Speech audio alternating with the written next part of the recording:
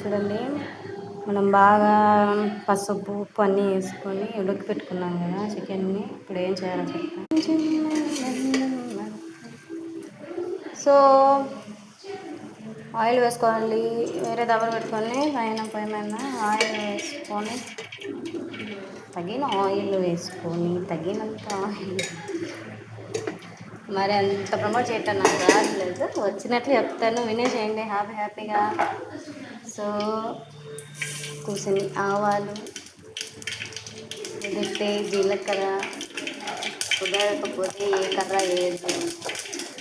So అది బాగా ఎగిన actually కరివేపాకు అయినా వేసుకోవచ్చు, కరివేపాకు వేసుకుంటాం తెల్లదు. బాగా అట్లా వచ్చిన తర్వాత ఆనియన్స్ వేయండి. అది బాగా ఫ్రై అవ్వనిచ్చి, సో ఆనియన్స్ అన్ని బాగా ఫ్రై అయ్యేలాగా వేసుకోవాలన్నమాట. బాగా వేసుకున్న తర్వాత చికెన్ ఎత్తి దాంట్లో వేసి బాగా పులిస్తాను. ఫ్రై అయిన తర్వాత చికెన్ ఎత్తి దీంట్లో వేస్తాను అనమాట. కాసేపు బాగా నూనెలోనే బాగా వాడినిచ్చి, కుంటల వల్ల కొంచెం కలర్ చేయండి, నీళ్ళు బాగా వాడినిచ్చేద్దాం.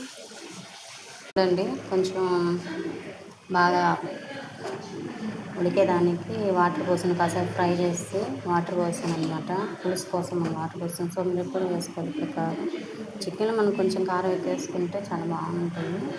అంటే మరి కారం ఎక్కువ ఉండే కారం అయితే కొంచెం తక్కువ వేసుకోండి. కారం కొంచెం తక్కువ ఉంటుంది కదా దేశీకాయలు, అవైతే కొంచెం వేసుకుంటే చిక్కబడుతుంది అనమాట. కలిపేయండి,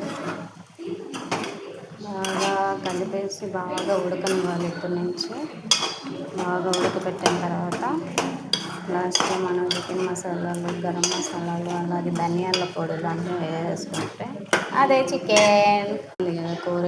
ఉడుకుతున్నప్పుడు యాక్చువల్గా అల్లం వెల్లుల్లి బాగా దంచి వేసుకున్నాను అనమాట. ఇట్లా ముక్కలు దంచి దాంట్లో వేస్తాను. బాగా ఉడకనిచ్చాలి దాన్ని. యాక్చువల్లీ నేను ధనియాల పొడి వేయటం వల్ల కొంచెం మసాలా అందుకని కొంచెం తక్కువగా తింటున్నాను మేము, మసాలా ఎక్కువ తిన్నాను. ధనియాల పొడి లేకుండా జస్ట్ అల్లం వెల్లుల్లి పేస్ట్ అండ్ బిర్యానీ మసాలా ఈ లోపల నేను బియ్యం కడిగేసుకొని పెట్టేసాను అనమాట. సో అన్నం కూడా వండేసేయచ్చు చిన్నగా. చికెన్ అయితే అయిపోయింది, లాస్ట్ ఫైనల్ టచ్ చూడండి. సో బిర్యానీ మసాలా అని ఇష్టం, గరం మసాలా వేసుకోవచ్చు, చికెన్ మసాలా వేసుకోవచ్చు, కానీ బిర్యానీ కొంచెం ఫ్లేవర్ తగులుతుంది, బిర్యానీ మసాలా వేసుకున్నాను. అంటే ఏం లేదు, చాలా అంటే చాలా బాగుంది. రెడీ అయిపోయింది. వేడిగా ఇడ్లీలో చికెన్ వేసుకొని తింటే పొద్దున్నే